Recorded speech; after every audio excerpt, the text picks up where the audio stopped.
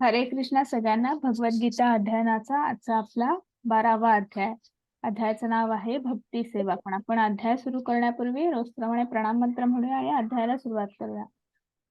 ओम नमो भगवते वासुदेवाय.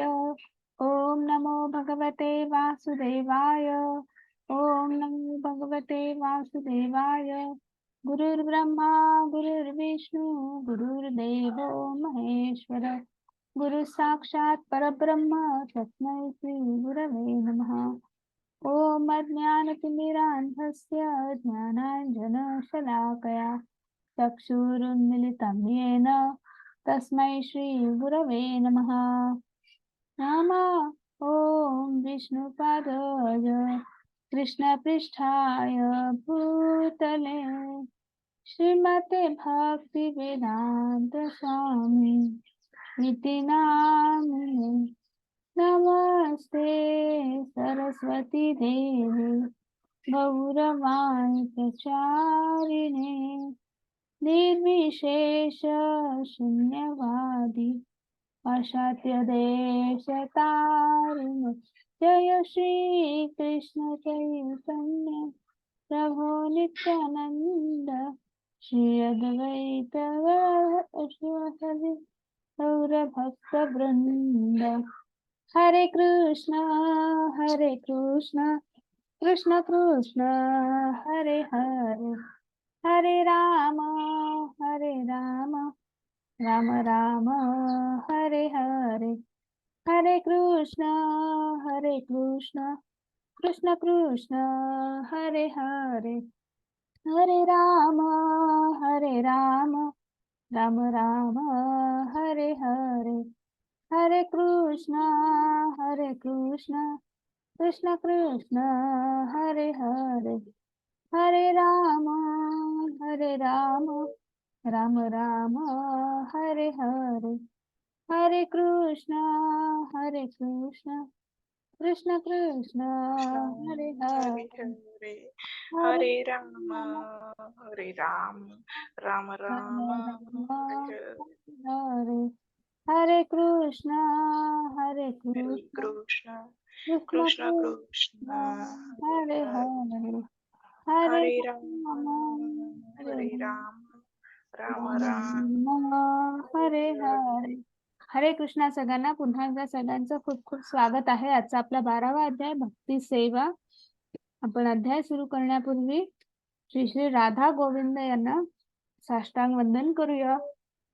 आपले गुरु श्री शील प्रभुपाद यांनाही साष्टांग वंदन करूया. नामनिष्ठदास प्रभू ज्यांच्यामुळे आपण ऑनलाईन भगवद्गीता शिकण्याचा आनंद घेत आहोत, तर त्यांनाही साष्टांग वंदन करूया. आणि सगळ्यात शेवटी सर्व कृष्ण सेवकांना ज्यांच्यामुळे आपला हा कोर्स उत्तम पद्धतीने सुरू आहे. हे श्रीनाथ जी आहेत, माधवेंद्र पुरींची तुम्ही गोष्ट ऐकली असेल 9व्या अध्यायामध्ये. तर आपल्याला ते हे श्रीनाथजी ही मूर्ती सापडली होती. ती स्वप्नात आली होती माधवेंद्र पुरींच्या. आणि नाथधामला आज ही मूर्तीची अजूनही आहे तिथे आणि त्याची रोज पूजा अर्चा होते. तर आता आपण बघणार आहोत 12वा अध्याय. पण त्याआधी पण बघणार आहोत आपण कालच्या अध्यायात काय पाहिलं. तर मला कोण सांगू शकेल का कालच्या अध्यायात आपण काय पाहिलं. हरे कृष्ण.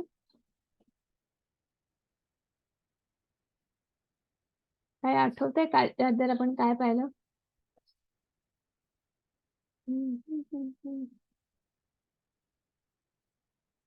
कालच्या अध्यायाचं नाव. हरे कृष्ण. विश्वरूप दर्शन योग. विश्वरूप दर्शन. खूप छान. मग आणि आपण त्याच्यात काय पाहिलं.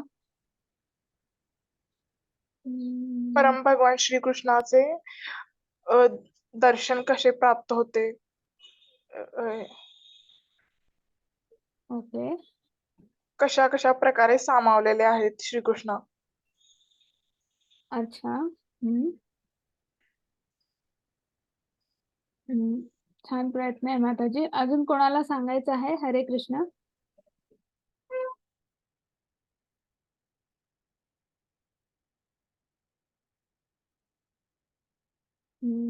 नाही आठवत कोणाला.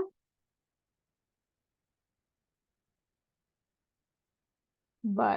हरकत नाही. कालचं आपला दर्शन जसं माताजींनी सांगितलं, विराट रूप दर्शन, विश्वरूप दर्शन आपण काल पाहिलं. आपण 8व्या अध्यायात अर्जुनाचे जे प्रश्न होते आणि त्याच्यामध्ये अधिदैव काय आहे, तर देवांचा देव असं परमात्मा स्वरूप, परमात्मा कोण आहे, भगवान श्रीकृष्ण. तर त्यांचं आपण काल हे विश्व किंवा हे विराट रूप जे आहे, तर ते आपण काल पाहिलं. तर त्याच्यामध्ये काय होतं, ते विराट रूप, वैश्विक रूप होतं. त्याच्यामध्ये त्याच्यात सगळंच सामावलेलं होतं. अर्जुनानं 10व्या अध्यायामध्ये भगवंतांची ऐश्वर्य म्हणजे विभूती योग आपण पाहिला होता. आणि मग त्या सगळ्या ऐश्वर्य बघितल्यानंतर, ऐकल्यानंतर त्यांना ते एका भगवंताच्या त्या रूपामध्ये ते कसे सगळे सामावलेले आहेत किंवा भगवंत कसे सामावलेले आहेत, ते कुठेतरी बघायचं होतं. आणि म्हणून त्यांनी भगवंताला विनंती केली, की "मी पाहू शकतो का? माझी योग्यता आहे का तेवढी? आणि असेल तर मला कृपया तुम्ही दर्शन द्याल का?" आणि नेहमीप्रमाणे भगवंत हे भक्तवत्सल आहेत आणि भक्ताची फक्त भक्ताने साथ द्यावी आणि भगवंताने भक्ती पूर्ण करावी, अशा पद्धतीने भगवंत लगेच म्हणतात पश्य. आणि त्यांनी त्यांचं विराट रूप जे आहे ते प्रकट करण्यास सुरुवात केली. आणि मग त्या विराट रूपामध्ये सर्वच होतं, की संपूर्ण आपण ज्याला 33 कोटी देव असं म्हणतो, तर संपूर्ण देव, प्रतिदेवता, साक्षात भगवान शिवशंकर जे भगवंतांचा गुणावतार आहेत, ते तिथे सामावलेले होते. त्यांच्या आपले हे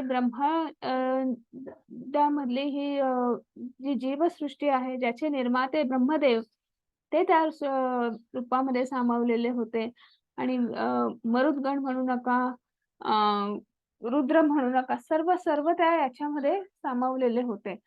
आणि मग असं कुठेतरी विश्वरूपाचं दर्शन जे खूप सुंदर, मोहक, अत्यंत तेजपुंज असं तिथं वर्णन उत्तम पद्धतीने केलेलं आहे, की हजारो सूर्य जेव्हा उगवतील आणि तेव्हा जो प्रकाश पडेल, कदाचित तो प्रकाश त्याची तुलना ह्या विश्वरूप चं जे भगवंतांनी प्रकट केलं होतं, तर ते स्वयंप्रकाशित असं होतं. ते तेज जे पसरलेलं होतं, तर त्याची तुलना त्याच्यासोबत केली होती. आणि मग एकीकडे खूप छान पद्धतीने हे सगळं रूप, मोहक असं रूप बघत असताना, दुसरीकडे काय होतं, की ते तेवढंच प्रचंड अक्राळ-विक्राळ असं रूप होतं. कारण की देव आणि दैत्य दोन्ही भगवंताचेच विस्तार असल्यामुळे तिथे तेही त्या रूपामध्ये सामावलेलं होतं. आणि कुठेतरी असं दिसत होतं, की नदीचा प्रवाह कसा असतो, तसं नदीच्या प्रवाहाप्रमाणे अनेक जीव अ, बाहेर पडत आहेत मुखातून आणि अनेक जीव भगवंताच्या मुखात जात आहेत. भगवंत त्याचा चावा घेतो आहे. म्हणजे एकीकडे आपली ही सृष्टी कशी आहे, की सृजनशील आहे. ही म्हणजे सतत निर्मिती होत असते. आणि त्यामुळे ह्या सृष्टीमध्ये अनेक जे येत असतात, जन्म घेत असतात, अनेक जीव जन्माला येत असतात. तर त्या सगळ्यामध्ये भगवंताचा अंश आहे आणि तेच त्या भगवंताच्याच मुखातून बाहेर पडत असताना असं ते एखाद्या नदीचा प्रवाह कसा असतो, तसं त्या प्रवाहाप्रमाणे ते अनेक जीव एका वेळी बाहेर पडत होते. आणि दुसरीकडे एकाच वेळी अनेक जीव आतमध्ये जात होते. म्हणजे तेवढे मृत्यू सुद्धा. कारण की सृष्टीचं चक्र नियमित चालवण्यासाठी जन्म आणि मृत्यू ह्या दोन्ही गोष्टी आहेत. आणि त्यामुळे अनेक तिथे मृत्यू सुद्धा होऊन ते सगळे जीव त्या मुखामध्ये जाताना दिसत होते. आणि ह्या सगळ्यांमध्ये कोण होतं, तर पितामह भीष्म, द्रोणाचार्य, त्याच्यानंतर गुरुकृपाचार्य, महारथी कर्ण, हे सगळे सुद्धा त्याच्यामध्ये दिसत होते. किंवा ते सर्वच नाही तर संपूर्ण कौरव आणि कुरु सेना किंवा पांडवांची जी सेना आहे, पांडवांचे जे साथीला आलेले जे रथी महारथी असतील, एक पांडव सोडले तर ह्या कुरुक्षेत्रावर जे सर्व काही आहे ते सगळे ते भगवंताच्या मुखात जाताना दिसत होते. म्हणजे जणू काही तिथे भविष्य वर्तवलेलं होतं, की ह्या युद्धाचा निर्णय काय आहे. आणि असं सगळं दिसत असताना अर्जुन थोडेसे घाबरले आणि त्यांनी प्रश्न विचारला, की "हे सगळं काय आहे भगवंता? भगवंताचं हे रौद्र रूप कधी पाहिलेलं नव्हतं. श्यामसुंदर मोहक रूप बघितलेलं आहे, पण हे रौद्र रूप नाही पाहिलेलं." आणि मग त्याच्यावर भगवंतांनी सुंदर उत्तर दिलं आहे, कालोस्मी. मी कोण आहे? मी काळ बनून आलेलो आहे, मी संहारक बनून आलेलो आहे. त्या विराट रूपामध्ये असलेल्या भगवान श्रीकृष्णाने उत्तर दिलेलं आहे, कालोस्मी. मी काळ बनून आलेलो आहे. आणि मग हे सगळं बघितल्यानंतर अर्जुन अगदी त्याला भयभीत झाला आहे किंवा कुठेतरी भेदरलेल्या अवस्थेत त्याने भगवंताला प्रार्थना करतायत की तुम्ही हे रूप जे आहे ते संपुष्टात आणा. आणि मग भगवान श्रीकृष्णाने विराट रूप संपुष्टात आणून आपलं जे विष्णू रूप आहे, नारायण रूप जे आहे, चतुर्भुज रूप ज्याला परमात्मा स्वरूप आपण म्हणतो, जे आपल्या सगळ्यांच्या हृदयामध्ये स्थित आहे, असं चतुर्भुज रूप त्याचं भगवंतांनी दर्शन दिलं. आणि त्याच्यानंतर द्विभुज रूप परमात्मा भगवान श्रीकृष्ण यांचं सुद्धा त्यांनी दर्शन दिलं. आणि त्याच्यानंतर सांगितलं की हे दर्शन अत्यंत दुर्लभ आहे, जो केवळ आणि केवळ अनन्य भक्ती योगाद्वारेच फक्त मला ह्या रूपामध्ये पाहू शकतो. नाही तर आत्मसाक्षात्कार जरी झाला तरी भगवंताचं परमात्मा स्वरूप चतुर्भुज रूप बघायला मिळतं.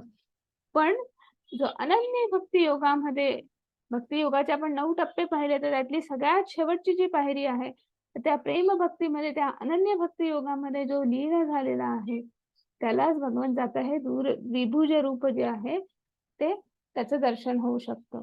मग आता आपला आजचा अध्याय आहे भक्ती योग. आणि मग त्याच्यामध्ये आपल्याला बघायचं आहे अव्यक्त निर्विशेष ब्रह्मावर भक्ती, भक्तीचे प्रगतिशील टप्पे आणि कृष्णाला प्रिय असलेले गुण.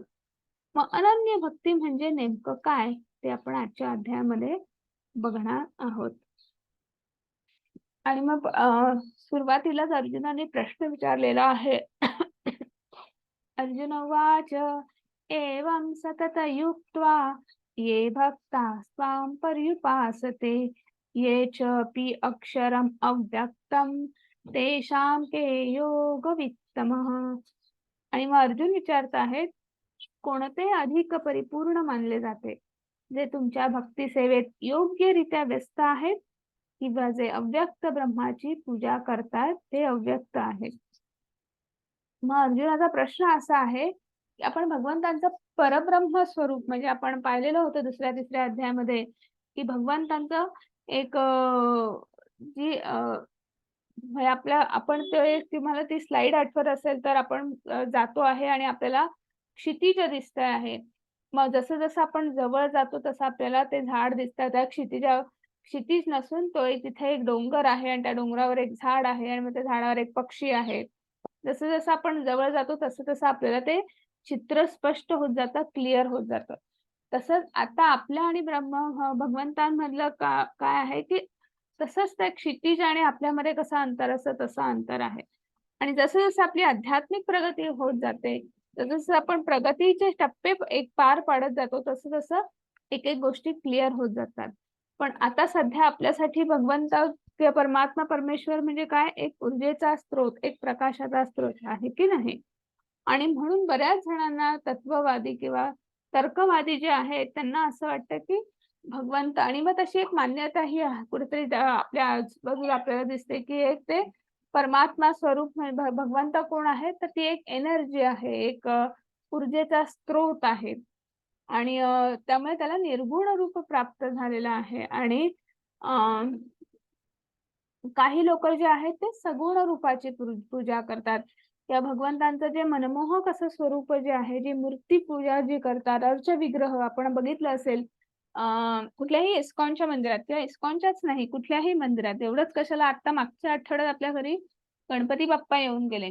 आपण काय केलं, उत्तम पद्धतीने आरास केली, त्याच्यानंतर प्राण प्रतिष्ठापना केली. प्राण प्रतिष्ठापनेमध्ये आपण त्याच्यावर आधी पंचामृताचं स्नान असेल, त्याच्यानंतर वेगवेगळ्या पाण्याचं सप्त नद्यांचं स्नान असेल आणि त्याच्याने नंतर आपण प्रतिष्ठापना केली. आणि मग नंतर रोज आपण नैवेद्य दाखवत होतो. छान त्यांना ती मूर्ती जी आहे ती सुबक पद्धतीने सजवत होतो. वेगवेगळ्या कंठी म्हणू नका, दुर्वांची कंठी असेल, चाफ्याची असेल, हार असतील, मुकुट असेल, वेगवेगळे आभूषण आपण चढवले. आणि आपल्या घरात जे 5 दिवस 7 दिवस म्हणजे प्रत्येकाच्या घरी वेगळे जे विराजमान बाप्पा जे होते की त्यांना आपण उत्तम पद्धतीने वेगवेगळ्या पद्धतीने आपण त्यांच्या सेवेमध्ये, त्यांच्या पूजेमध्ये व्यस्त होतो, व्यग्र होतो. वेगवेगळे नैवेद्य दाखवायचे, की बाप्पाला काय आवडतं, हा मोदक आवडतो, तो मोदक आवडतो, पुरणपोळी आवडते, खीर आवडते. वेगवेगळ्या पद्धतीचे पदार्थ आपण दाखवत होतो. मग हे सगळं जे आहे, ही सगुण पूजा आहे. सगुण म्हणजे आणि त्याच्यामध्ये आपण व्यस्त आपला दिवस कुठे सकाळ होणार आणि कुठे रात्र होणार, कुठे ते 1.5 दिवस, 5 दिवस, 7 दिवस निघून जातात, समजत नाही. तर अशी जी आहे ही सगुण भक्ती जी सगुण रूपाची पूजा आहे. आपल्या कुठल्याही इस्कॉनच्या मंदिरात जर तुम्ही गेलात, तर बघा सकाळी मंगल आरती असते. मंगल आरतीच्या आधी सुद्धा हेच असतं, की ते जे अर्चविग्रह आहे, जे त्या मूर्ती ज्या आहेत राधाकृष्ण यांच्या, त्यांना उत्तम त्यांना वेगवेगळ्या सप्त नद्यांचं पाणी आणून त्याचं स्नान घातलं जातं. त्याच्यानंतर पंचामृताचं स्नान असतं. त्याच्यानंतर विविध अलंकारांनी, विविध आभूषणांनी, अगदी खूप सुंदर अशा वस्त्रांनी त्यांना सजवलं जातं. तर अशी आणि ते सगळं करत असताना आपण मंत्रोच्चारण करत असतो. त्या मूर्तीच्या ती कशी अजून किती सुंदर दिसावी, सुबक दिसावी आणि त्याच्यासाठी वेगवेगळ्या पद्धतीने आपण काय-काय छान करू शकतो. तर तो विचार त्या पद्धतीने त्या भगवंताच्या अजून मी कसं सुशोभित करू शकतो ती. तर ह्या सगळ्या विचाराने आपण त्या भगवंताची सेवा करत असतो. आणि ते झालं अशी ही काही लोकं अशी भक्ती करतात आणि काही लोकं जे आहेत ते त्या ऊर्जेचा स्रोत मानून त्या ऊर्जेच्या प्रकाशाचा स्रोत, ऊर्जेचा स्रोत म्हणजे भगवंत जो आहेत, की ते निर्गुण रूपात आहेत, तर त्याची भक्ती करत असतात. तर मग अर्जुनाने प्रश्न विचारला आहे, की नेमकं यातलं काय श्रेष्ठ आहे? जे तुम्ही निर्गुण रूपाची पूजा करतात ती, का जी सगुण रूपाची जी मूर्ती पूजा करतात, जी आपण मंदिरांमध्ये जी पूजा होते किंवा आपण आता मागच्या आठवड्यात जी गणपती बाप्पाची जी सेवा केली, पूजा केली, मग निर्गुण रूप आहे का सगुण रूप आहे? कुठली पूजा श्रेष्ठ आहे? असं भगवंतांना प्रश्न विचारलेला आहे अर्जुनाने. आणि वास्तविक अर्जुनाने हा प्रश्न विचारायचं कारण काय असेल बरं? कारण की भगवंतांनी त्यांचे ऐश्वर्य सांगितले. नुसते सांगितले का नाही, विराट रूप सुद्धा दाखवून झालं. नुसतं विराट रूप दर्शन दिलं का नाही, तर त्यांनी चतुर्भुज रूप, द्विभुज रूप सगळं भगवंतांनी भरभरून दिलं अर्जुनाला. तरी अर्जुनाचा प्रश्न आहेच की नाही? अर्जुनाचा प्रश्न याच्यासाठी आहे, की तो आपल्यासाठी आहे, तो सर्वांसाठी आहे. कारण की हे तत्वज्ञान जे आहे, ते फक्त त्या कुरुक्षेत्रातल्या अर्जुनासाठी आहे का? नाही. तर ते तत्वज्ञान जे आहे, ते संपूर्ण मानव जातीच्या अ, उद्धारासाठी आहे आणि म्हणून जर कोणाला काही प्रश्न पडत असतील काय, तर त्याच्यासाठीच त्यांच्या सगळ्यांच्या मनातले प्रश्न एक अर्जुनाने विचारलेले आहेत. संवादरूपी ही जी भगवद्गीता आहे, जे तत्वज्ञान जे आहे, ते त्याच्यासाठीच आहे. आणि मग त्याच्यावर भगवंत उत्तर देत आहेत. श्री भगवानुवाच मय्यावेश मनो ये मां नित्ययुक्ता उपासते श्रद्धया परयोपेत असते मे युक्ततमः मतः. मग त्याच्यावर धन्य भगवान म्हणत आहेत, ज्याचे मन माझ्या वैयक्तिक स्वरूपावर स्थिर आहे, नेहमी महान आणि दिव्य श्रद्धेने माझी उपासना करण्यासाठी मग्न आहे, तो मी सर्वात परिपूर्ण मानतो. म्हणजे इथे भगवंतांनी काय सांगितलेलं आहे, की जे माझ्या व्यक्ती स्वरूपाची पूजा करतात, माझ्या सगुण रूपाची पूजा करतात, श्रद्धेने, भावनेने मला पूजतात आणि जो ते सगळं करण्यामध्ये मग्न आहे, जी नित्य उपासना जी आहे, ज्याच्यामध्ये आपण रोजची जी आपल्या घरात पूजा करतो किंवा आपण कुठल्या मंदिरामध्ये सेवा देतो आहे आणि जे उत्तम पद्धतीने आपण जे करतो आहे, की जी रोजची उपासना आहे, जो त्याच्यामध्ये मग्न आहे आणि खूप छान पद्धतीने करतो आहे, ते मी परिपूर्ण मानतो. ते श्रेष्ठ आहे असं म्हणतो. म्हणजे व्यक्तिपूजा जी आहे, ती श्रेष्ठ आहे असं कुठेतरी सगुण रूपाची पूजा जी आहे, ती श्रेष्ठ आहे असं भगवंत म्हणतात. आणि मग पुढे म्हणतात, परंतु जे सर्व इंद्रियांचे संयमन करून आणि सर्वांच्या ठायी समबुद्धी ठेवून अव्यक्त, इंद्रियातीत सर्वव्यापी, अचिंत्य, अविकारी, स्थिर आणि अचल अशा परमसत्याच्या निर्विशेष रूपाची पूर्ण उपासना करतात, ते सर्वांच्या हितार्थ संलग्न होऊन शेवटी माझीच प्राप्ती करतात. म्हणजे इथे काय सांगत आहेत, की ज्यांचा विश्वास नाही आहे किंवा जे तर्कवादी आहेत, की त्यांना असं वाटतं की नाही, सगुण रूप नाही, निर्गुण रूपाची भक्ती करायची, पूजा करायची. पण जरी त्यांनी निर्गुण रूपाची भक्ती केली, पूजा करायला सुरुवात केली, अगदी त्यांनी आपले जे ध्यान योगामध्ये 6व्या अध्यायात जे आपले अष्टांग योग सांगितलेले आहेत, तर त्या पद्धतीने आपल्या इंद्रियांवर संयमन ठेवणं, मनावर संयम ठेवणं, त्याच्यानंतर आहारावर नियंत्रण ठेवणं आणि अशा पद्धतीने एक गोष्टी नियंत्रित करत अगदी ध्यान लावलं, धारणा धरली, ध्यान लावलं, समाधी अवस्थेपर्यंत गेले आणि जर त्यांना त्याच्यात यश मिळालं, ते उत्तम ते व्यवस्थित पद्धतीने आपण म्हणू शकतो त्या सुसूत्रतेने ते जर पुढे गेले, त्याच्यानंतर त्यांनी ध्यान लावलं, समाधी अवस्थेनंतर हळू तसंच ते चालू ठेवलं, तर एके दिवशी त्यांना आत्मसाक्षात्कार सुद्धा होईल. मग आत्मसाक्षात्कार होईल म्हणजे काय? तर तिथे त्यांना भगवंताचं दर्शन होईल. भगवंताचं दर्शन होईल म्हणजे काय? तर भगवंताचं जे चतुर्भुज रूपी परमात्मा स्वरूप जे आहे, त्याचं दर्शन होईल. म्हणजे भगवंताच्या सगुण रूपाचंच दर्शन होणार आहे. म्हणजे तुम्ही सुरुवात निर्गुणापासून केली तरी तुम्हाला सगुणापर्यंतच पोहोचायचं आहे. असं इथे भगवंत सांगत आहेत. त्यामुळे शेवटी तो माझीच प्राप्ती करणार आहे, त्याने जरी सुरुवात कशीही केली असली. आणि मग पुढे म्हणत आहेत, क्लेशोऽधिकतरस्तेषां अव्यक्तासक्तचेतसाम् अव्यक्ता हि गतिर्दुःख देहवद्भिर्वाप्यते. ज्यांचे मन परमसत्याच्या अव्यक्त निर्विशेष रूपामध्ये आसक्त झालेले आहे, त्यांना प्रगती करणे अतिशय क्लेशकारक आणि अतिशय क्लेशदायक आहे आणि त्या मार्गात प्रगती करणे हे देहधारी जीवांसाठी नेहमीच अतिशय दुष्कर आहे. म्हणजे आता मला इथे भगवंत सांगत आहेत, की ज्यांना निर्गुण रूपावर किंवा अव्यक्त निर्विशेष रूपावर आसक्त व्हायचं आहे, तर त्यांच्यासाठी जी प्रगती आहे, तर ती खूप कठीण आहे, खूप अवघड आहे. म्हणजे त्यांना हळू पुढे जी पायरी चढत जायचं आहे, भगवंताची भक्ती ही पायरी चढत करायची आहे, पण ते पायरी चढणं सुद्धा खूप कठीण आहे. कारण की प्रत्येक पायरीवर त्यांना काहीतरी अ, अ, एक स्वतःला शिस्त लावून घ्यायची आहे. कुठेतरी अ, नित्य आपल्याला नियंत्रित कुठल्यातरी इंद्रियांवर नियंत्रण असेल म्हणा, मनावर नियंत्रण असेल, आहारावर नियंत्रण असेल, आपल्या आसन व्यवस्था आपल्या एक शारीरिक शिस्त लावून घ्यायची आहे आणि म्हणून विविध आसनं आपल्याला करून घ्यायची आहे.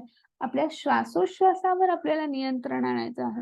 म्हणजे हे सगळं केल्यानंतर कुठेतरी हळू आपली जी प्रगती होणार आहे की आणि हे सगळं एका दिवसाकरता आहे का नाही, तर सातत्याने हे आपल्याला वर्षानुवर्ष करायचं आहे किंवा कदाचित पुढचा जन्मही येईल आपल्याला त्याच्यासाठी. पण हे सगळं करत राहायचं आहे. तर त्यामुळे काय आहे, की एका देहधारी जीवासाठी हे खूपही दुष्कर आहे, खूप कठीण आहे. अव्यक्त स्वरूपावर किंवा निर्गुण रूपावर ध्यान लावणं, साधना करणं, असं इथे भगवंत सांगत आहेत. आणि मग पुढे म्हणत आहेत, ये तु सर्वाणि कर्माणि मयि सन्न्यस्य मत्परा अनन्यनैव योगेन मा उपासते तेषामहं समुद्धर्ता मृत्युसंसारसागरात् भवामि नाचिरात् पार्थ मय्यावेशित चेतसाम्. परंतु जे माझे पूजन करतात, जे आपली सर्व कर्मे मला अर्पण करतात आणि अनन्य भावाने भक्ती करीत माझी उपासना करतात, माझे ठायी मन स्थिर करून भक्तीमध्ये संलग्न होतात व माझेच ध्यान करीत असतात, त्यांचा हे पार्था मी जन्म मृत्यू रूपी संसार सागरातून त्वरित उद्धार करतो. मग इथे भगवंत काय सांगत आहेत, की जे माझ्या सगुण रूपाची पूजा करतात, आपली सर्व कर्म जी आहेत ती मला अर्पण करतात, भगवंतांच्या अनन्य भावाने भक्ती करतात. अनन्य भक्ती म्हणजे काय? तुम्ही 9व्या अध्यायामध्ये उदाहरण पाहिलं असेल याचं, तर आपल्याला आपली आई आणि मुलगा, तर आई मुलासाठी जे करत असते, जेव्हा जी आई होते, पहिल्यांदा आई होते, मला सांगा तिला कोणी असं सांगितलेलं असतं का किंवा लिस्ट दिलेली असते का, की आता तू आई होणार आहे, तुला हे करायचंय, हे करायचंय, हे करायचं नाही. ते आपसूक येतं. त्या मुलासाठी आपसूक ती रात्र जागी राहते, त्याचं काय आजारपणं काढते, त्याच्यानंतरला काय हवं नको ते बघते. नुसता मुलगा लहान असेपर्यंत नाही, तर जसं मोठा होतोय, शाळेत जातो आहे, कॉलेजला जातो आहे, नोकरी लागली, लग्न झालं, त्याला मुलं जरी झाली, तरी आई काय करते, मुलासाठी नाही, मुलगा आज घरी येणार आहे, तर त्याच्यासाठी त्याच्या आवडीचं काहीतरी गोड पदार्थ बनवेल, आवडीची भाजी बनवेल. म्हणजे हे जे आहे, हे प्रेम जे आहे, की हे आपसूक कोणी सांगत नाही, की तू मुलासाठी हे कर, की तू कर. ती आई आपसूक त्या मुलासाठी जे करत असते, ही जी भावना आहे, ही अनन्य भक्ती, की आपल्याला जे हवं आहे, की आणि कुठल्याही निस्वार्थीपणे ती त्या आई त्या मुलासाठी सतत काहीतरी करत असते. तसं निस्वार्थ बुद्धीने भगवंतासाठी त्याला जे हवं आहे, जसं हवं आहे, तसं रोज काहीतरी करणं. तर त्याची दिनचर्या जी आहे त्या पद्धतीने त्याला उपासना त्या पद्धतीने करणं, तशा पद्धतीने सेवा करणं. ती वेगवेगळ्या प्रकारची असू शकते, पण त्या भगवंतासाठी निस्वार्थ बुद्धीने त्याच्यासाठी काहीतरी करणं. तर ही झाली अनन्य भक्ती, की आणि तिथं फक्त आणि फक्त प्रेम. प्रेमभाव, भक्तिभाव. तर हे टप्प्या-टप्प्याने येतं. सुरुवातीलाच कदाचित नाही जमणार. तर आणि हे आणि असा जो कोणी आहे किंवा असा जो ध्यान करीत असतो किंवा तर तो निश्चितच त्याचा मी उद्धार करतो. म्हणजे त्याला जन्म-मृत्यूरूपी सागरातून इथे आपल्याला दिसतं आहे बघा, आपण ह्या ब्रह्मांडाच्या ह्या भवसागरामध्ये आपण अ, बुडतोच आहोत. कारण की पुन्हा जन्म, पुन्हा मृत्यू, पुन्हा जन्म, पुन्हा मृत्यू याच्यातनं काही बाहेर पडत नाही. मग याच्यातनं बाहेर पडायचा मार्ग काय? आपण वर हात दिला आपण, तर भगवंत नक्कीच आपल्याला वर ओढून घेतो. पण तो वर हात देणं म्हणजे काय? तर ती उपासना आहे, ती भक्ती आहे. तर ते करणं गरजेचं आहे. तर निश्चितच आपल्याला भगवंत आपला उद्धार करतात. आणि मग ते सगळं कसं शक्य आहे? मग ती उपासना कशी करायची? रोज भगवंताचं कसं नाव घ्यायचं? किती वाजता घ्यायचं? काय करायचं? नेमकं करायचं काय? तर ते सुद्धा भगवंतांनी सांगितलेलं आहे. म्हणजे असं काही नाही, की कोणी आपल्याला सांगितलं, की जा उपासना कर आणि मग कशी करायची प्रश्न नाही. भगवंत लगेच पुढे उत्तर सुद्धा देत आहेत, की बाबा मी तुला सगळ्या वेगवेगळ्या पद्धतीने तू काही पण कर, पण ये माझ्याकडे, माझी भक्ती कर आणि माझ्याकडे तर तू माझ्या घरापासून दुरावलेला आहेस, तर तू परत ये. आणि त्याच्यासाठी भगवंत पहिलाच मार्ग सांगत आहेत अनन्य भक्ती. आणि मग त्याच्यात म्हणता आहे, मय्येव मन आधस्त्व मयि बुद्धिं निविशेय निवशिष्यसि मय्येव अत ऊर्ध्वा संशयः. माझ्यावर म्हणजे पुरुषोत्तम भगवंतावर तुझे मन स्थिर कर आणि आपली बुद्धी गुंतवून माझ्या ठायी युक्त कर. अशा रीतीने तू निस्संदेह सदैव माझ्यामध्येच वास करशील. म्हणजे आता इथे काय सांगत आहेत भगवंत, की तुझं मन माझ्या पाशी स्थिर कर. बुद्धी जी आहे ती इतर कुठल्याही गोष्टींमध्ये, कुठल्याही भौतिक गोष्टींमध्ये गुंतवू नको. तन, मन, धन, बुद्धी हे सगळं माझ्या पाशी तुझं जे चित्त जे आहे, तर माझ्या ठायी लीन कर. निश्चितच तू माझ्यामध्ये सदैव वास करशील. म्हणजे तू सदैव माझ्याच चिंतनात राहशील. आणि हे कसं शक्य याच्यासाठी आपल्याला एक उत्तम उदाहरण इथे दिलेलं आहे. तुम्हाला ह्या शेजारच्या चित्रात बघत दिसत असेल. तर हे चित्र काय आहे? मला कोणी सांगू शकेल का? ह्या चित्राचं वर्णन करू शकेल? हरे कृष्ण. ह्या चित्रात तुम्हाला काय दिसतं आहे? याचं कोणी श्रीकृष्ण मित्रांसंगत बोलत आहेत. अच्छा. वर्षा माताजी बोला. हरे कृष्ण. श्रीकृष्ण त्याच्या मित्रांसोबत संवाद साधत आहेत. अच्छा. विजया माताजी हरे कृष्ण. हरे कृष्ण माताजी. श्रीकृष्ण जे सांगत आहेत ते सर्वजण लक्ष देऊन ऐकत आहेत. खूप छान. म्हणजे इथे तुम्हाला सगळ्यांना दिसत आहे, की श्रीकृष्ण आपल्या मित्रांसोबत आहेत. म्हणजे हा एक कुठलं चित्र आहे? हे गोकुळातलं चित्र आहे, की हे सगळे गोपीजण आपला संपूर्ण वेळ जो आहे त्या भगवंताबरोबर घालवत आहेत. आता मला सांगा, भगवंत हे नंदबाबांच्या घरी, नंदबाबांकडे लाखोंनी गायी होत्या. तिकडनं म्हणजे नंदबाबा जे होते, ते अत्यंत सधन असे होते आणि ते अशा ठिकाणी, अशा घरामध्ये तिथे ते वाढत होते. पण हे गोपी कसे होते? हे भगवंतांचे सवंगडी कसे होते? की कोणाकडे त्यांच्याकडे तेवढं धन होतं का नाही? तेवढी संपत्ती होती का नाही? तर त्यांचा उदरनिर्वाह कशावर चालायचा?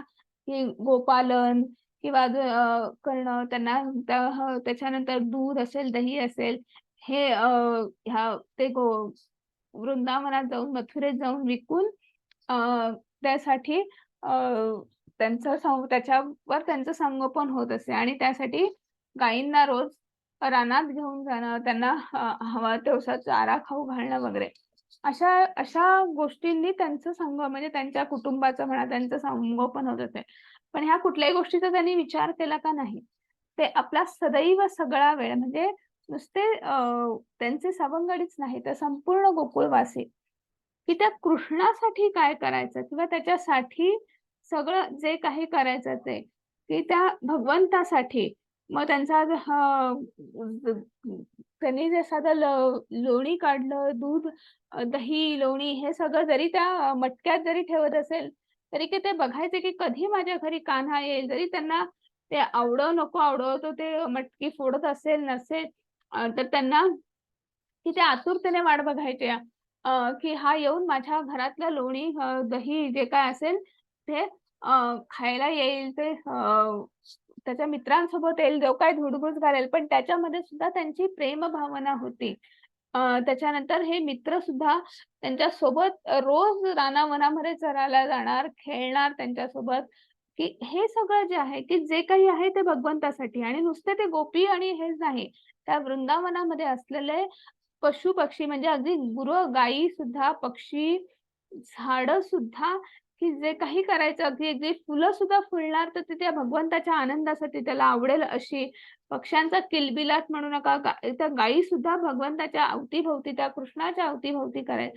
तर हे सगळं जे आहे आणि त्यांना कुठलंही ज्ञान काही माहित नव्हतं, की काही तत्वज्ञान माहित नव्हतं, की हे कोण भगवंत आहेत, मग त्याच्यामागे ज्ञान काय आहे, तत्वज्ञान काय आहे, काहीही माहित नव्हतं. हे सगळं निस्वार्थपणे फक्त तिथं प्रेम भावना होती, प्रेम भाव होता, की जे काही करायचं ते कृष्णासाठी, जे काही करायचं ते त्याच्या आनंदासाठी. त्याला आवडतं मग हे पाहिजे, तू हे कर. त्याला आवडतं मग ते कर. अशा पद्धतीने ही जी भावना आहे आणि त्याच्यामागे त्यांचा कुठलाही स्वार्थ नाही, की बाबा त्यांना कोणी सांगितलं आहे किंवा हे काही ज्ञान आहे, हे तत्वज्ञान आहे, हे त्यांना माहिती आहे किंवा नाही. तर हे सगळं जे आहे ते ही आहे अनन्य भक्ती.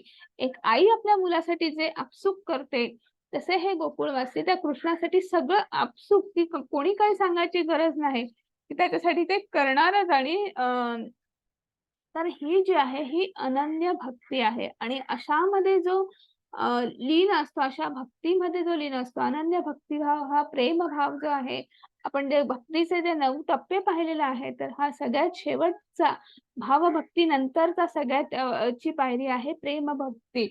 आणि ती भावना निर्माण होणं, ती प्रेम भावना निर्माण होणं, ती तर हे जे आहे की आणि असे जे भक्त जे आहेत, तर ते निश्चितच त्यांचा भगवंत उद्धार करतात आणि अशा पद्धतीने तू माझी भक्ती कर, असं भगवंत सांगता आहेत.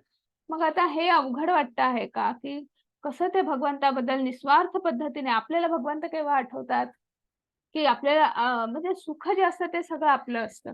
दुःख जे असतं ते भगवंताने दिलेलं असतं, की नाही सुख आपण कमवलेलं असतं, की माझ्या कष्टाने मी केलं, मी गाडी घेतली, मी शिक्षण घेतलं, मी अभ्यास केला म्हणून मी फर्स्ट आलो. मला मला चांगली नोकरी मिळाली, एवढ्या पगाराची नोकरी आहे, मी घर घेतलं, मी गाडी घेतली, माझं असं झालं, माझं तसं झालं, मी हे केलं, मी ते केलं, आई-वडिलांसाठी केलं, यांच्यासाठी केलं. हो की नाही? आपण हे सगळं काय करतो? मी मंदिरासाठी डोनेशन दिलं, मी इकडे म्हणजे मी चांगलं केलं, जे काही ते चांगलं जे आहे ते आपण काय म्हणतो, मी केलं म्हणतो. आणि जे काही दुःख जे आहे, आपण लगेच काय म्हणतो, तेव्हा आपल्याला भगवंताची आठवण येते की नाही, काय त्या भगवंताला काय आता एवढं सगळं चांगलं आहे, पण काय मध्येच दुःख किंवा हे काय माझ्या वाट्याला आलं. आपण असं म्हणतो की नाही, हे सगळ्यांच्या घरामध्ये हेच आहे. कारण की आपण त्या अनन्य भक्ती जी आहे किंवा जो प्रेमभाव, जो आपसूकपणा जो आहे, तो कुठेतरी कमी आहे किंवा हे अवघड वाटतं आहे. मग हे अवघड वाटतं आहे ना, काही हरकत नाही. त्याच्यासाठी भगवंताने आपल्याला पुढचा मार्ग सुद्धा सांगितलेला आहे. 1 मिनिट काय झालं? हां. तर त्याच्यासाठी पुढचा मार्ग आहे साधना भक्ती. मग त्याच्यात काय म्हटलं आहे बघा.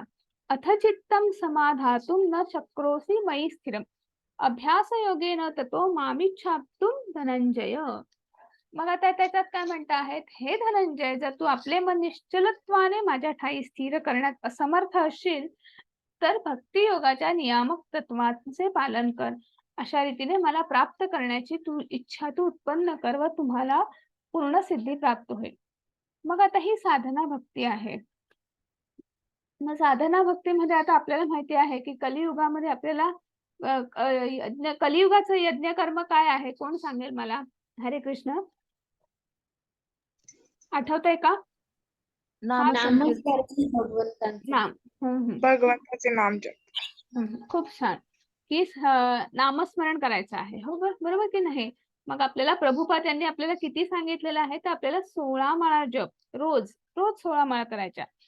कदाचित क्वचित आपल्याला एकदम सुरुवात आपण 16 पासून करू शकत नाही, कारण की ते आपल्याला जमणार नाही. पण 1च्या 2, 2च्या 4, 4च्या 8 अशा आपण हळूहळू वाढवू शकतो आणि 16 पर्यंत येऊन रोज आपल्याला 16 माळा जप करायच्या आहे. पण मग हे केव्हा शक्य आहे? की आपल्याला हे रोज आपल्याला करणं, मग याच्याने काय होईल की रोज आपण सुरुवातीला कदाचित आपल्याला ते त्रासदायक वाटेल, पण हळूहळू याच्यातनं आपलं शुद्धीकरण होईल. हे कशासाठी करून घेतात की अंतर्बाह्य शुद्धीकरणासाठी आपल्याला नामजप करायला सांगितलेला आहे. कलियुगातला तो यज्ञ कर्म आहे आणि मग ते करत असताना काही आपल्याला गोष्टींचं पालन करायला सांगितलेलं आहे.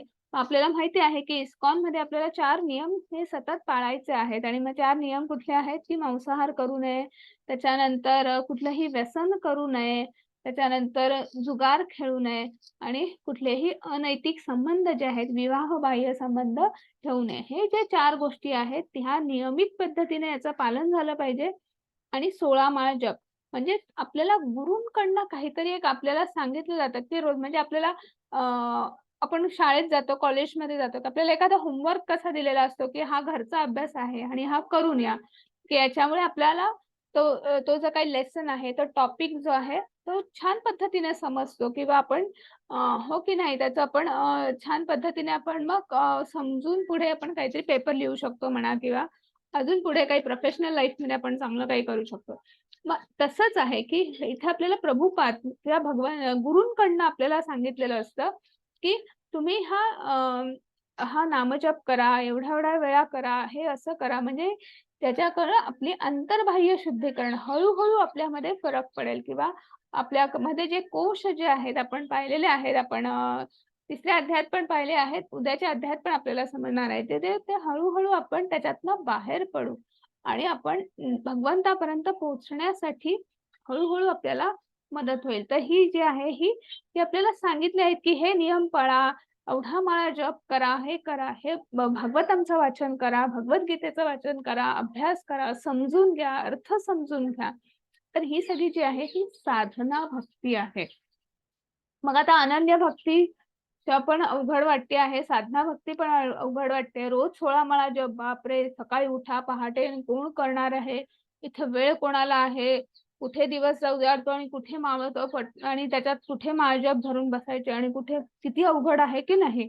मग आपल्याला हे पण जमणार नसेल तर भगवंतांनी पुढचा मार्ग सुद्धा सांगितलेला आहे, कारण की सगळ्या प्रकारचे लोक असतात ना, त्यामुळे सगळे मार्ग उपलब्ध करून ठेवलेले आहेत. तर पुढचा आहे निष्काम कर्मयोग. मग आता याच्यामध्ये काय म्हटलं आहे? अभ्यासे अपि समर्थोसी मत कर्म परमो भव मदर्थम अपि कर्माणि कुर्व सिद्धिं व आप्यसी. जर तुम्ही भक्ती योगाच्या नियमांचे पालन करू शकत नसाल तर फक्त माझ्यासाठी कार्य करण्याचा प्रयत्न करा, कारण माझ्यासाठी कार्य करून तुम्ही परिपूर्ण अवस्थेवर याल. मग निष्काम कर्मयोग आपण शिकलो आहोत, आपल्याला माहिती आहे. निष्काम कर्मयोग काय आहे? कोण सांगेल मला? हरे कृष्ण. कुठल्याही कृष्ण. कर्माची एकेकाने सांगा आधी. हा सांगा. विजया माता, वर्षा माताजी हा. सांगा. हा सांगा, एकेकाने सांगा, बोला. हरे कृष्ण. हा बोला. कुठल्याही कर्माची अपेक्षा न फळाची अपेक्षा न बाळगता केलेली निस्वार्थ भावे भक्ती. खूप हरे छान. हरे कृष्णा. विजया माताजी आता तुम्ही सांगा. कोणतेही कर्म फलाची अपेक्षा न ठेवता करावे. खूप छान. म्हणजे आपण निष्काम कर्मयोग जो शिकलो आहे की आपण कुठल्याही, दोघंही माताजींनी एकदम बरोबर उत्तर दिलं की आपण जे रोजचं कर्म करतो आहे किंवा कुठलंही कर्म करतो आहे तर कर्मफळाची अपेक्षा करू नये. आपण त्याचा त्याग करावा, ते भगवंताला अर्पण करावं. आणि त्यामुळे निश्चितच आपल्यामध्ये आपण त्या कर्मबंधनामध्ये अडकणार नाही. कारण की कर्मबंधनात अडकलं तर काय होणार आहे, पुन्हा जन्म आहे, पुन्हा मृत्यू आहे की नाही. त्यामुळे आधीच जे आहे तेच आपल्याला ते कर्म जे आहे, ज्या बंधनात अडकलेलो आहे तेच आपल्याला पूर्ण करायचं आहे किंवा काय. तर त्यामुळे मग हे जे आहे हे मग निष्काम कर्मयोग करण्यासाठी आपल्याला आपण अजून एक श्लोक शिकलो होतो. यत्करोषि यदस्नासि यज्जुहोषि ददासि यत् तपस्यासि कौन्तेय तत् मत्कुरुष्वार्पणम्. मग हे कुंतीपुत्र, तू जे काही खातोयस, जे काही करतोयस, जे काही अर्पण करतोयस, म्हणजे आपण दानादी कर्म करत असतो, तर तू जे काही करतोयस, कुठली तपस्या करतो आहेस, उपासना करतो आहेस, साधना करतो आहे, तर ते तू मला अर्पण कर, माझ्या आनंदासाठी कर. त्याच्याने काय होईल की निश्चितच आपल्याला आपण त्या कर्मबंधनात अडकणार नाही. आपण जे काही कृती करतो आहोत, जी काही साधना करतोय, जे काही कर्म करतो आहोत, तर त्याच्याने आपण त्या फळाची अपेक्षा नाही ठेवायची आणि ते फळ भगवंताला अर्पण करायचं. आणि हे झालं निष्काम कर्म. मग आता अनन्य भक्ती, साधना भक्ती, परत निष्काम कर्म, हे सुद्धा जर अवघड जात असेल, हे सुद्धा जमत नसेल, तर आपल्याकडे पुढचा टप्पा आहे. मग त्याच्यामध्ये सकाम कर्मयोग म्हटलेला आहे. मग अगदीच कसं ना की काय असं काय एवढं सगळं करायचं आणि फळाची अपेक्षाच नाही करायची, असं कसं शक्य आहे. असे पण असतात ना लोक. मग सकाम कर्मयोग सांगितलेला आहे अशा लोकांसाठी. मग त्याच्यात काय म्हटलं आहे की अथैत दपी शक्तोसी कर्तुम मद योगम आश्रितः सर्व कर्म फल त्यागम तत्कुरु यतात्मवान. तथापि तू जर माझ्या भावनेने युक्त होऊन कर्म करण्यास असमर्थ असशील, तर सर्व कर्मफलांचा त्याग करून कर्म करण्याचा आणि आत्मस्थित होण्याचा प्रयत्न कर. मग ते भगवंत काय सांगता आहेत की तू सकाम भक्ती कर, तुला काही इच्छा मनात धरून कर आणि तू तेवढी उपासना कर, ते कुठलं दान कर, धर्म कर, कुठला तरी असं कर. पण तेव्हा तुला जे फळ मिळेल ना, तर त्यानंतर निश्चितच त्यातला थोडासा काही भाग जो आहे तो भगवंतासाठी दे, भगवंताला अर्पण कर. ही झाली सकाम कर्मयोग, सकाम भक्ती.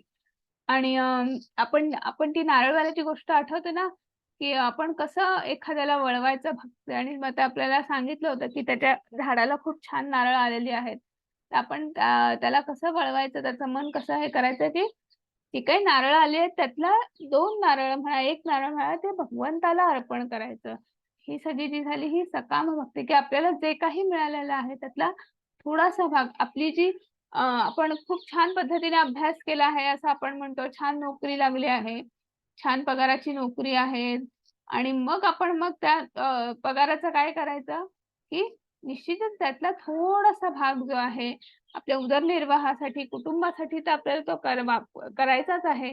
पण आपल्याला त्यातला थोडासा वाटा जो आहे तो भगवंतासाठी सुद्धा आपल्याला खर्ची करायचा आहे, भगवंताला सुद्धा अर्पण करायचं आहे, दान करायचं आहे. तर हे सगळं झालं सकाम कर्मयोग. इथं आपल्याला चित्रात दिसत आहे हे दशरथ महाराज आहेत. त्यांनी सढळ हटांनी दान धर्म केला होता. जेव्हा राम जन्म झाला की त्यांना खूप आनंद झाला होता, की जेव्हा त्यांनी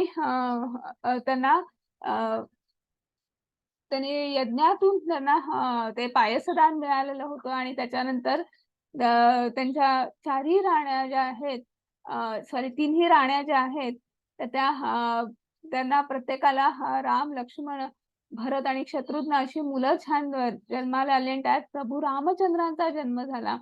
आणि अत्यंत असे आनंद याच्यामध्ये त्यांनी काय केलं की आपल्या संपूर्ण प्रजेला सढळ हातांनी जेव्हा त्यांचा नामकरण विधी होता, तेव्हा सगळ्यांना भरभरून दान दिलं.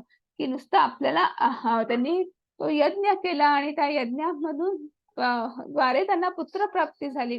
पण मग त्यांनी काय केलं की जे फळ मिळालं, म्हणजे जे पुत्रप्राप्ती झाल्यानंतर त्यांनी सढळ हातांनी संपूर्ण प्रजेला दान केलं. म्हणजे काय केलं की त्यांचा आनंद जो आहे तो कुठेतरी वेगळ्या पद्धतीने त्यांनी ते भगवंतापर्यंत पुन्हा तो वाटा जो आहे, भगवंताचा वाटा जो आहे त्यांना ते दिलेला आहे, किंवा तशा पद्धतीने त्यांनी ते कर्म केलेलं आहे. म्हणजे इथे आपल्याला की आपल्याला जे काही आपण मिळणार आहे, जे काही कर्मफळाच्या अपेक्षेने आपण जी उपासना करतो आहे, जे काही करतो आहे, तर त्यातलं थोडंसं जे आहे ते भगवंतासाठी खर्च करायचं, अर्पण करायचं. आणि मग अनन्य भक्ती, साधना भक्ती, निष्काम कर्मयोग, सत्काम कर्मयोग ह्यातलं काहीही शक्य नसेल किंवा काहीही जमत नसेल, तर काय करायचं आहे, पुढचं आहे ध्यानयोग आणि ज्ञानयोग. मग आता काय म्हणता आहेत भगवंत आपण बघूया. श्रेयो हि ज्ञानम अभ्यासात ज्ञानाध्ययनम विशिष्यते. ध्यानात कर्म फलत्याग, त्यागात त्यागात शांती निरंतरम. मग इथे काय सांगता आहेत की तुला जर अभ्यास करणं शक्य नसेल तर ज्ञानाचं अनुशीलन करण्यात तू स्वतःला संलग्न कर. तथापि ज्ञानापेक्षा ध्यान श्रेष्ठ आहे आणि ध्यानापेक्षाही कर्मफळांचा त्याग करणं श्रेष्ठ आहे. कारण या कर्मफळ त्यागामुळे मनुष्याला मनःशांती प्राप्त होते. म्हणजे इथे काय सांगताहेत, जर तुला अभ्यासाने करणे शक्य नसेल तर ज्ञानाचे अनुशीलन कर. म्हणजे आपल्याला अभ्यास करायचा आहे म्हणजे काय करायचं, आपल्याला ध्यान करायचं आहे, आपल्याला नामजप करायचा आहे, भगवंताची भक्ती करायची आहे, हे सगळं करायचं आहे. पण हे कुठेतरी शक्य नसेल तर आपल्याला आपण जे काही ग्रंथांमध्ये दिलेलं आहे, जे शास्त्रांमध्ये दिलेलं आहे, त्याचं पालन करायचं, त्यानुसार वागायचं आपल्या कृतीमध्ये. मग आपण काय सांगितलेलं आहे, कधी प्रामाणिकपणा पाहिजे आपल्या वागण्या बोलण्यामध्ये. सगळ्या गोष्टी आपल्या सर्व कृतीमध्ये आपल्याला जे काही सांगितलेलं आहे, जे शास्त्रांमध्ये आपल्याला सांगितलेलं आहे, तशा पद्धतीने आपलं सगळं कर्म आपण केलं पाहिजे. म्हणजे ज्ञानाचं अनुशीलन ही करणं गरजेचं आहे. तर हे करता करता तुम्ही भगवंतापर्यंत भगवंताची भक्ती करू शकता, पोहोचू शकता. पण भगवंत म्हणतात नुसतं ज्ञान घ्या म्हणजे शास्त्र वाचा आणि शास्त्रानुसार अनुशीलन करा नाही. त्याच्यापेक्षा श्रेष्ठ काय आहे तर ध्यान. ध्यान का श्रेष्ठ आहे, कारण तुम्ही ध्यान करता करता तुम्ही भगवंतापर्यंत पोहोचू शकता, तुम्ही अनुसंधान साधू शकता. मग हे म्हणून ज्ञानापेक्षा ध्यान श्रेष्ठ आहे. पण ध्यानापेक्षाही कर्म श्रेष्ठ आहे. कर्मफळाचा त्याग करणं श्रेष्ठ आहे. कर्म म्हणजे कुठलं, तुझ्या कर्मफळाचा त्याग केलेला आहे. कारण कसं आहे की त्या कर्मफळाचा त्याग कुठल्याही, ते कर्म कुठलंही असो, त्या कर्मफळाचा जर त्याग केला तर आपण त्याच्या बंधनात अडकत नाही. आणि त्यामुळे आपल्याला काय होतं की निश्चितच कालांतराने का असेना, कारण की आपण त्या बंधनात अडकत नाही, त्यामुळे आपल्याला सुख शांती लाभते, मनःशांती प्राप्त होते, असं इथे भगवंत सांगतात. म्हणजे ध्यानापेक्षा पण ज्ञान आणि ज्ञानापेक्षा पण ध्यान आणि ध्यानापेक्षा पण कर्मफळाचा त्याग, हे एक एक एक एक टप्पे किंवा हे एक एक भगवंत स्पष्ट करता आहेत. आणि मग इथे मला एकच मिनिट द्या, मी आली. हरे कृष्ण. हरे कृष्ण.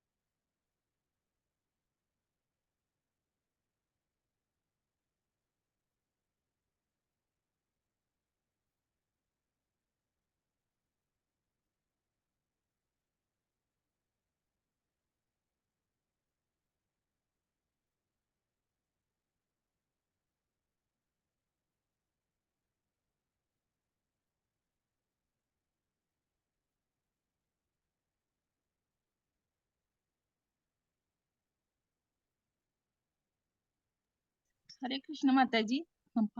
हरे कृष्ण. हा बोला.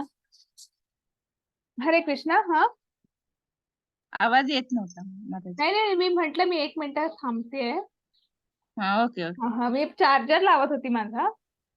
हा हम्म. ओके. हा. आता इथे आपण पाहिलं की एक एक भक्तीचे टप्पे पाहिले, हो की नाही. मग आपण आता बघूया की जो जीवांचा द्वेष करत नाही, म्हणजे भगवंताला प्रिय भक्त कुठला आहे, कसा कोणता भक्त प्रिय आहे किंवा प्रिय भक्त कसा असावा, तर त्याची लक्षणं इथे भगवंतांनी सांगितलेली आहेत. तर जो जीवांचा द्वेष करत नाही, सर्व जीवांना सुहृदय मित्र आहे, जो मिथ्या अहंकारापासून मुक्त आहे आणि स्वतःला स्वामी समजत नाही, जो सुख दुःखांमध्ये समभाव राखतो, जो क्षमाशील आहे, सदैव तृप्त आत्मसंयमी आहे आणि आपले मन व बुद्धी माझ्यावर स्थिर करून जो दृढ निश्चयाने भक्तीमध्ये संलग्न झालेला आहे, तो मला अत्यंत प्रिय आहे. मग भगवंताचा प्रिय लाडका भक्त कसा असू शकतो, म्हणजे त्याची लक्षणं काय आहेत, किंवा असा कोण भक्त आहे जो भगवंताला आवडतो, तर तो कुठल्याही जीवांचा द्वेष करत नाही. कारण की आता आपल्याला हे चांगलं माहिती आहे की ह्या ज्या 84 लक्ष योनी ज्या आहेत त्या ह्या भगवंतांचाच अंश, ह्या प्रत्येकामध्ये भगवंतांचाच अंश आहे. त्यामुळे आपल्या अवतीभोवती जे काही पक्षी आहेत, पशु प्राणी, आजूबाजूची झाडं झुडपं, तर ह्या सगळ्यांमध्ये भगवंतांचा अंश आहे, बरोबर. त्यामुळे आपण फक्त मानव जाती जी आहे किंवा त्याच्यामध्ये सुद्धा मनुष्य प्राणी असेल किंवा इतर प्राणी असतील, पशु पक्षी ज्याला आपण भूतदया म्हणतो, तर ह्या सगळ्यांशी त्याचं मैत्रीचं नातं आहे. कुठल्याही प्रकारचा अहंकार नाही आहे किंवा अहंकारापासून जो मुक्त झालेला आहे, ज्याने अहंकारावर विजय मिळवलेला आहे. हे केव्हा शक्य आहे की हे जेव्हा शक्य आहे कारण जो स्वतःला स्वामी समजतो, म्हणजे अहंकार केव्हा येतो की मी कोणीतरी आहे, तेव्हा अहंकार बळावतो. पण जेव्हा आपल्याला माहिती आहे की हे सगळं भगवंतासाठी करायचं आहे, भगवंत एक स्वामी आहेत आणि आपण भक्त, आपली भूमिका काय आहे, सेवकाची भूमिका आहे, भक्ताची भूमिका आहे. आणि आपण हे आपलं हे नेहमी दुय्यम स्थान असणार आहे आणि श्रेष्ठ असा कोण आहे, भगवंत आहे. आणि त्याच्यासाठी त्याच्या आज्ञेने आपण हे फक्त एक निमित्त मात्र आहोत. कालच्याच अध्यायामध्ये भगवान आपल्याला सांगितलेलं आहे 11व्या अध्यायामध्ये की हे युद्धामध्ये कोणाचा मृत्यू होणार हे याचं प्लॅनिंग, याचं नियोजन आधीच झालेलं आहे. तू फक्त निमित्त मात्र आहेस की तुझ्या हातून त्यांचा मृत्यू होणार आहे किंवा ह्या युद्ध क्षेत्रावर तुझ्या हातून तुझ्या बाणाने त्यांचा मृत्यू होणार आहे. पण त्यांना मृत्यू होणार आहे हे तर आधीच ठरलेलं आहे, हे माझंच नियोजन आहे, हो की नाही. म्हणजे हे जो जाणतो, ह्या ज्या पद्धतीने आपण जे कार्य करतो, म्हणजे आपण स्वतःला स्वामी समजत नाही, आपण फक्त एक निमित्त मात्र आहोत आणि करतो आहोत. आणि ह्या पद्धतीने जो आपली कृती करतो, कर्म करतो, रोजचा आपला व्यवहार जो आहे, आपली दिनचर्या जी आहे ते सांभाळतो, सर्व सुख दुःखांमध्ये समभाव असतो, की खूप सुख आले, अगदी सुख असं पायाशी लोळण घालत आहेत म्हणून नुसतं आपण बऱ्याच जणांना सुख भरपूर आलं तरी सुद्धा त्याचा अहंकार चढतो किंवा खूप खूप अगदी उड्याच मारायला लागतात आणि दुःख आलं तर कोसळून जातात, डिप्रेशन मध्ये जातात वगैरे. नाही, सुख असेल दुःख असेल सारखं, की बाबा हे चढ उतार आहेत, हे येणारच. आज सुख आहे, उद्या दुःख आहे, दिवस रात्री सारखं आहे. माझ्याच कुठल्या तरी चांगल्या कर्माचं फळ आहे म्हणून सुख समोर आलेलं आहे, उलट माझं चांगलं पुण्यकर्म खर्ची झालं म्हणून माझ्या भोवती सुख पायाशी लोळून घालत आहेत. आणि दुःख, उलट दुःख जे आहे, दुःख आलं म्हणजे काय, तर दुःख आलं म्हणजे माझ्या कुठल्या तरी पापकर्माचं क्षालन होत आहे आणि म्हणून मला तर हे दुःख सुद्धा ते आनंदाने भोगायला तयार होतात किंवा माहिती आहे की भगवंत आपल्याला यातून सुद्धा तारून नेणार आहे, ही भावना ज्यांच्यामध्ये आहे, हा समभाव ज्यांच्यामध्ये आहे, जे सदैव क्षमाशील आहेत, की समाधानी आहेत, तृप्ती आहेत, आत्मसंयम, संयम कशाने येतो, जसं अंतर्बाह्य जशी शुद्धता होते तसा आपल्या संयम वाढत जातो, सहिष्णुता आपली वाढत जाते. आणि हे सगळं केव्हा शक्य आहे, जेव्हा आपली मन आणि बुद्धी स्थिर आहे. आणि मग हे केव्हा शक्य आहे, मन बुद्धी केव्हा स्थिर असते, जेव्हा आपण भक्तीमध्ये संलग्न असतो, आपण उपासना करतो, नामजप करतो, जेव्हा भगवंतासाठी आपण आपला वेळ देतो, तर हे असा जो कोणी आहे तो निश्चितच भगवंताला प्रिय आहे किंवा माझा प्रिय भक्त आहे. आणि हीच प्रिय भक्ताची लक्षणं आहेत, भगवंतांनी 12व्या अध्यायामध्ये सांगितलेली आहेत. आणि मग आता आपण पुढे जाऊया. आणि त्या लक्षणांमध्ये अजून पुढे भगवंत सांगताहेत ज्यांच्यामुळे कोणीही उद्विग्न होत नाही आणि जो इतर कोणामुळेही उद्विग्न होत नाही, जो हर्ष आणि दुःख, भय, चिंता यामध्ये समभाव राखतो, तो मला अत्यंत प्रिय आहे. मग आता इथे काय सांगितलेलं आहे की कुठलीही परिस्थिती आली, चांगली वाईट, तर त्याच्याने ते हुरळून जात नाहीत. आपल्याला इथे शेजारच्या चित्रात दिसत आहे की चित्रकेतू एकदा भगवान शिवशंकर भगवंतांच्या लीलांचं किंवा भागवतांचं कथन करत होते आणि तिथे नारद मुनी होते आणि अनेक ऋषी तिथे ऐकत होते, बसले होते आणि देवी सती सुद्धा तिथे बसली होती. देवी सती कुठे बसली होती तर भगवान शिवशंकर यांच्या मांडीवर बसली होती आणि तिकडनं वरून चित्रकेतू जात होते आणि ते तिथे भागवतांचं कथन चालू आहे म्हणून ते तिथे थांबले, ऐकता आहेत.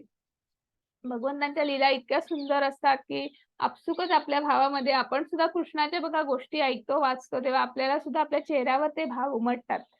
आणि चित्रकेतूच्या सुद्धा कळत नकळत ते भाव उमटले, त्यांच्या स्मित हास्य त्यांच्या चेहऱ्यावर आलं आणि तेव्हाच देवी सती यांचं त्यांच्याकडे लक्ष गेलं आणि मग त्यांना असं वाटलं की ते आपल्याला हसता आहेत आणि म्हणून त्यावेळी देवी सती यांनी त्यांना शाप दिला आणि त्यांना सांगितलं की तुला मृत्यू लोकांमध्ये तुला दैत्य कुळामध्ये तुझा जन्म होईल. पण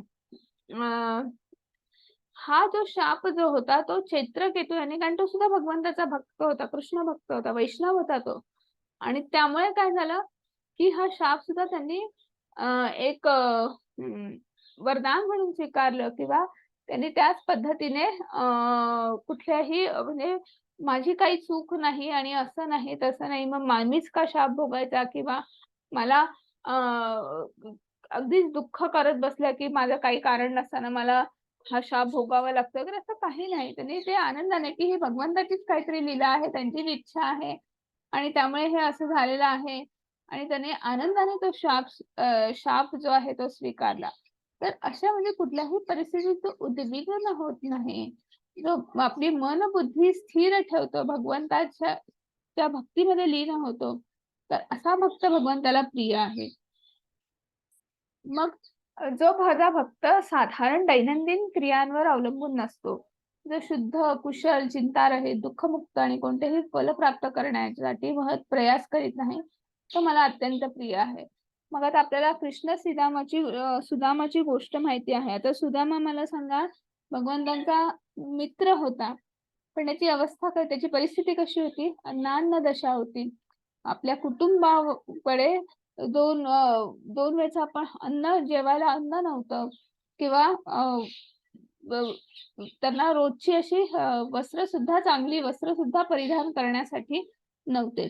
तर हे सगळं अशी दशा असताना त्यांनी कधीही असा विचार केला नाही की माझा मित्र कोणतरी द्वारकाधीश आहे किंवा तो कृष्ण आहे, तो परमात्मा आहे, मी त्याचा एवढा चांगला मित्र आहे तर मला दिलंच पाहिजे किंवा मी एवढं नामजप करतो आहे, मी एवढं प्रामाणिकपणे एवढं सगळं छान वागतो आहे आणि मग मला का माझ्या वाटेला का हे आलं, मला हे मिळालंच पाहिजे वगैरे, असं नाही. ते म्हणाले की त्यांनी असा विचार केला की हे माझेच काही भोग आहेत जे मला भोगायचे आहेत आणि आनंदाने ते रोज भगवंताची भक्ती करत होते की कुठल्याही की माझ्याकडे हे नाही आहे किंवा माझ्याकडे हे कमी आहे, ते कमी आहे, असा कधीही विचार केला नाही. तर असा जो भक्त जो आहे तो भगवंताला खूप प्रिय आहे, जो हर्षित होत नाही, दुःखही करीत नाही, शोकही करीत नाही, आकांक्षाही करीत नाही आणि ज्याने शुभाशुभ गोष्टींचा त्याग केला आहे, असा भक्त मला अत्यंत प्रिय आहे. आता इथे आपल्याला प्रल्हाद महाराजांचं उदाहरण आहे. अगदी लहान वयामध्ये त्यांच्या वडिलांनी अत्यंत अत्याचार केले. का? कारण ते कृष्णाची भक्ती करत होते आणि त्यामुळे त्यांनी त्यांना स्वतःचा मुलगा असून अत्यंत अत्याचार केले की हत्तीच्या पायाखाली दे किंवा दरी वरून लोटून दे किंवा वेगवेगळ्या प्रकारचे राक्षस, अकराळ विक्राळ असे महाबलाढ्य राक्षस त्याच्या भोवती त्याला मारायला सोड वगैरे एवढं सगळं, पण तो एवढूसा बालक, त्याला काही खर्चटलं सुद्धा नाही आणि ते का, कारण की कोणीही समोर आलं तरी तो फक्त आपल्या भगवंताच्या भक्तीमध्येच लीन आहे, की त्याला आजूबाजूला काय घडतं आहे, का तो रडला, का त्याने काही स्वतःचा बचाव करण्याचं काही नाही. तो फक्त आणि फक्त नामजप करत राहिला, भगवंताची भक्ती करत राहिला. आणि असा जो भक्त जो आहे तो निश्चित भगवंताला प्रिय आहे आणि भगवंत त्याला तारून नेतात. आता पुढचं एक हे सांगितलेलं आहे, जो मनुष्य शत्रू आणि मित्र यांच्या ठिकाणी समान असतो. जो मानापमान, शीत उष्ण, सुख दुःख, स्तुती निंदा यामध्ये समभाव राखतो. जो कुसंगापासून नेहमी मुक्त असतो. सदैव शांती आणि जे काही मिळेल त्यात संतुष्ट असतो. जो घरादाराची काळजी करीत नाही, ज्ञानामध्ये स्थित आहे आणि भक्तीमध्ये संलग्न झालेला आहे, तो मला अत्यंत प्रिय आहे. माता इथे सांगतो आहेत की असा जो भक्त आहे, जो मला अत्यंत प्रिय आहे, म्हणजे त्याला कुठल्याही परिस्थितीमध्ये इथे आपल्याला सांगितलेलं आहे की मग वातावरण बाहेरचं कसं असेल, थंड आहे का गरम आहे, सुख आहे, आपल्याला सुख आहे, भरपूर सुख आहेत किंवा खूप दुःख आहे, किंवा समोर आपले शत्रू आहे किंवा समोर आपले मित्र आहे, कोण आपला मान ठेवतो आहे, सन्मान देतो आहे किंवा कोण आपला अपमान करतो आहे, काही फरक पडत नाही. तो फक्त आणि फक्त भक्तीमध्ये संलग्न आहे. इथे त्याच्यासाठी आपल्याला एक छान गोष्ट सांगितलेली आहे. तुम्हाला शेजारी दिसते. आपल्याला दुर्वासा मुनी सगळ्यांना ऐकून माहिती असतील. दुर्वासा मुनी म्हटलं की अत्यंत क्रोध, हो की नाही, त्यांना किती क्रोध असतो किंवा किती तापट स्वभावाचे असेल दुर्वासा मुनी. आणि त्यांचीच गोष्ट आहे की अंबरीश महाराज जे होते, तर अंबरीश महाराज हे भगवंताचे खूप असे परमभक्त होते. आणि एकादशीचा ते कायम उपवास करत.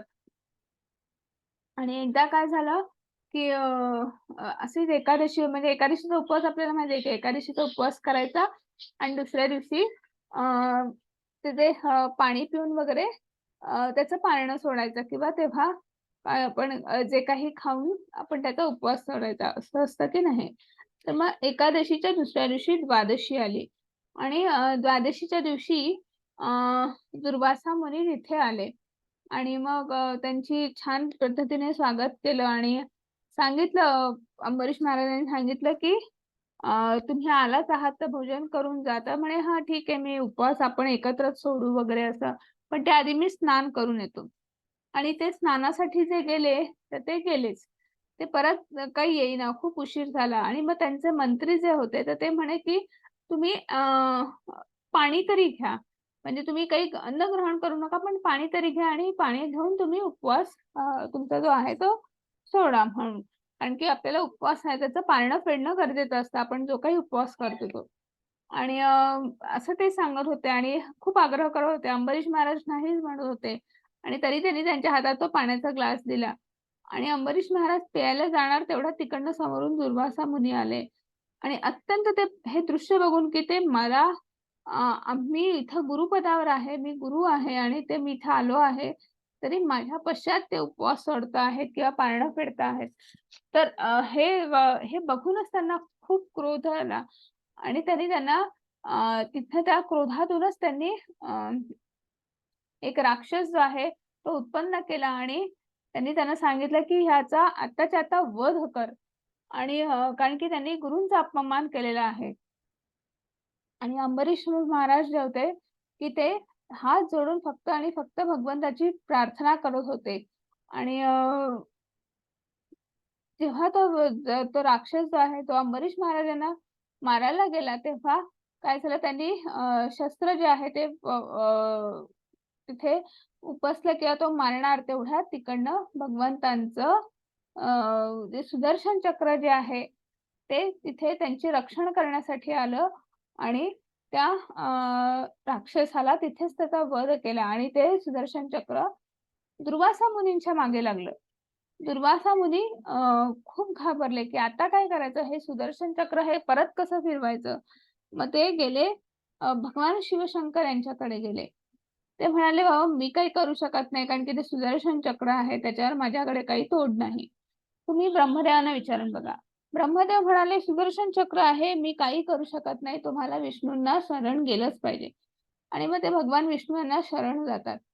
भगवान विष्णू म्हणाले मी माझ्या भक्ताच्या रक्षणासाठी ते सोडलेलं आहे, त्यामुळे ते मी परत फिरवू शकत नाही. ते मी परत तेव्हा फिरवू शकतो जेव्हा माझा भक्त मला सांगेल की हे भगवंत आहे, तू परत घेऊन जा, याचा माझ्यावर उपयोग करू नको, आणि तेव्हाच हे देईल. आणि मग म्हणून तुला त्यांना अंबरीश महाराजांना शरण जाणं गरजेचं आहे. आणि मग काय, मग दुर्वासा मुनी अंबरीश महाराजांना शरण गेले आणि ते सुदर्शन चक्र परत फिरवलं. म्हणजे भक्तासाठी, त्याचा भक्त कुठलाही असो किंवा काय, तर अत्यंत जो प्रिय आहे किंवा जो भक्तीमध्ये संलग्न आहे, अंबरीश महाराज सुद्धा त्या परिस्थितीमध्ये सुद्धा उद्विग्न झाले नाही, भगवंताची भक्ती करत राहिले. तर असं जे काय, असा जो कोणी आहे तो भगवंतांचा अत्यंत प्रिय भक्त आहे. मग पुढे म्हणता अशा अनेक गोष्टी आहेत, किती सांगू तितक्या कमी अशा गोष्टी असतात. पुढचा शेवटचा श्लोक भगवंत सांगताहेत, ते भक्ती सेवेच्या या अविनाशी मार्गांचे अनुसरण करतात आणि ते पूर्णपणे श्रद्धेने स्वतःला जोडून घेतात, मला सर्वोच्च ध्येय बनवतात, ते मला खूप प्रिय आहेत.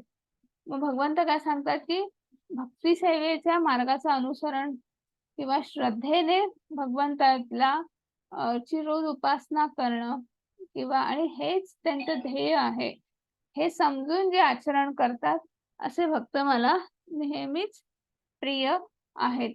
आणि इथेच आपला आजचा अध्याय संपला आहे. त्यात आपण पाहिलं की सुरुवातच अर्जुनाच्या प्रश्नाने होती की सगुण रूपावर पूजा की निर्गुण रूपावर पूजा. आणि मग भगवंतांनी काय सांगितलं की सगुण रूपावरची जी पूजा आहे ती नेहमीच श्रेष्ठ पूजा आहे. आणि मग त्याच्यानंतर भगवंतांनी आपण वेगवेगळे टप्पे पाहिले, भक्ती ते प्रगतिशील टप्पे, वेगवेगळ्या टप्प्यांनी आपण कशी भक्ती करू शकतो, प्रकारांनी करू शकतो, ते आपण पाहिलं.